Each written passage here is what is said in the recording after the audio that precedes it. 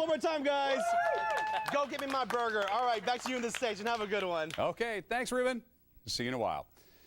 Well, San Diego, took on this nickname, America's Finest City, years and years ago, and we have a tendency sometimes to maybe overlook some things that aren't so fine within our city, that don't live up to that image. We're not doing ourselves any favors if we ignore those things, especially when it comes to gangs, and nobody knows that any better than our next guest here. He is Cornelius Bowser, who now is the Director of Gang Intervention and Prevention for the Greater Works Empowerment Center. But back in the 70s, he was one of the founding members of the West Coast Crips Rollin' 20s, which was one of San Diego's first and most notorious gangs. Yes. Good to see you this morning. Good to be here.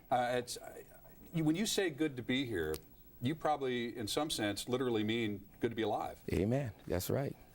What drew you to gangs back in the 70s? Well, back in 1974, I was one of those type of children that was excluded. I wasn't a part of the smart kids and those who were into sports and things like that, and I didn't feel included in all of that. And as I grew up, I had a friend who, his brother was actually one of the, what we call OGs. And old gangster. Yeah, old gangster. Yeah, he was a part of that founding group. And he took me under his wings. Yeah, original gangster. Okay.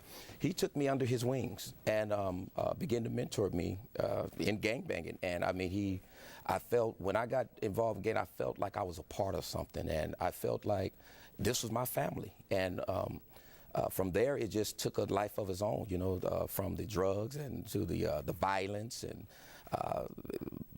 everything that you could think of as far as the violent activities that I was involved with, from drive-by shootings to fighting, riots, and the whole bit. Well, we haven't talked about it much here lately, and not on San Diego Living, I don't believe at all, but I was a San Diego police officer back during that exact time. Yes. When you were just, starting to get really rolling with Crips. Yes. And San Diego kind of had a policy of just not talking about it because we were America's finest city. We thought, well, maybe if we don't talk about it, we won't give them publicity, we won't give them the glory, and it'll just kind of go away. Right. Far from going away, the problem is worse now than ever, is it not?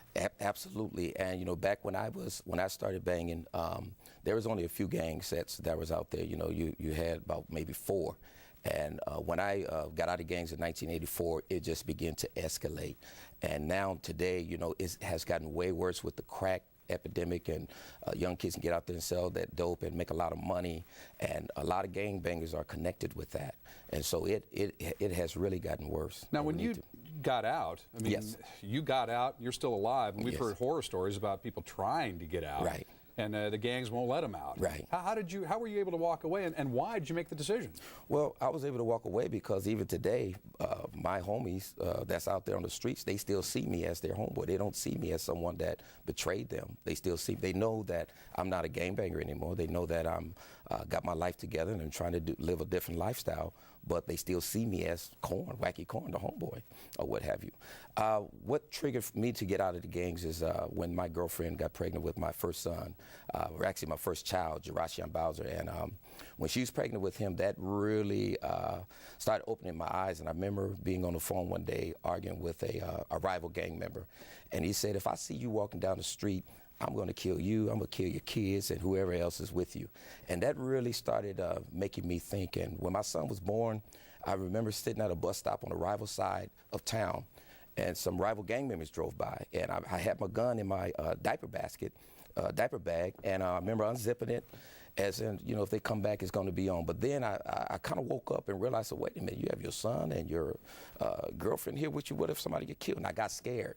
And I was hoping they didn't come back then. Oh, man. And actually nothing happened. I was able to get on the bus, but that's what put me on that route to getting out of gangs. And the hardest part for me getting out of gangs was leaving my homies. That was my family. And the Lord opened my eyes and helped me to see that there was so much betrayal and there's no loyalty there. And when I saw one of my homeboys kill another homie, that was it for me. And I knew that wasn't a life for me. And so I said, goodbye, world. Hello, Jesus. And you are doing something so fantastic now, and you and I were talking about this during the break. The key here is prevention. Yes. It's keeping kids from getting into gangs in the first place.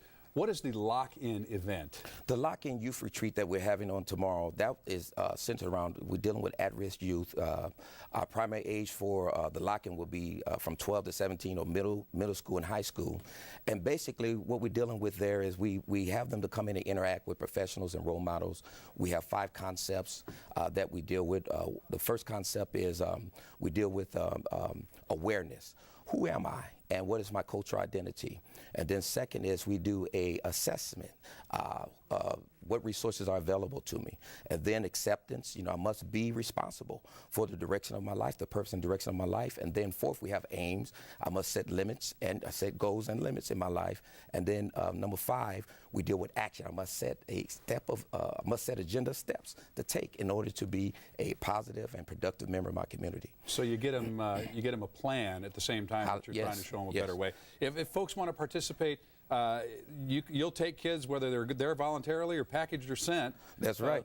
How do you want to do this then? We want them, if they want to come, they can give us a call at 619-487-1257, extension 27, which is my extension.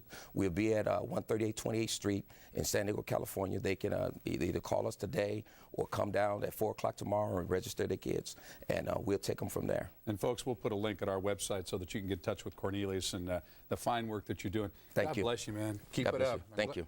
I'm glad you're here too. I'm good to be here. All right. Charity never looked so good. We have a preview of this year's En Vogue fashion show, plus some of the funniest moments from the rescue of those Chilean miners. Yeah, there was some humor there, believe it or not. But first, your family matters to Dr. Canner. When kids are overscheduled, their performance and self-esteem suffers. I'm Dr. Keith Canner from San Diego 6. Be sure you don't have your kids doing too many things or they're going to lose interest and resent you. At San Diego 6, your family matters to us.